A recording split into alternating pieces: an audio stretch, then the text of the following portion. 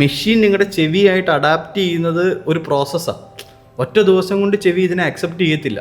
ആൾക്കാർക്ക് വേറൊരു പ്രോബ്ലമാണ്, എനിക്ക് 2-3 പ്രാവശ്യം ക്ലിനിക്ക് വരണം, അല്ലെങ്കിൽ ഇടയ്ക്കിടയ്ക്ക് പോയി കാണണം, ഇത് ശരിയാവുന്നില്ല. 3-4 പ്രാവശ്യം വന്ന ഉടനെ ഭയങ്കര ഫ്രസ്ട്രേറ്റഡ് ആവുക, പറ്റത്തില്ല. ഇത് the thing is that hearing aid എപ്പോഴും ഒരു ബണ്ടിൽഡ് സർവീസാണ്. നിങ്ങൾ ഹിയറിംഗ് എയ്ഡിൻ്റെ പ്രൈസ് കൊടുക്കുമ്പോൾ തന്നെ you are taking up the service for it.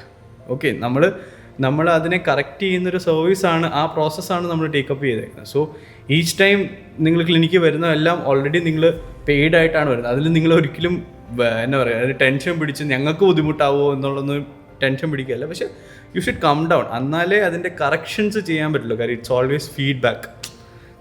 നമുക്ക് ആ പേഷ്യൻറ്റിന് അനുഭവപ്പെടുന്ന ബുദ്ധിമുട്ട് ഞങ്ങളുടെ അടുത്ത് പറഞ്ഞ് അതിൻ്റെ അകത്ത് നമുക്ക് ഫീച്ചേഴ്സ് കറക്റ്റ് ചെയ്ത് എടുക്കാനേ പറ്റത്തുള്ളൂ. അപ്പം അതെന്താണെന്നുള്ളത് അത് യൂസ് ചെയ്യുന്ന ആൾക്ക് മാത്രമേ അറിയാൻ പറ്റത്തുള്ളൂ.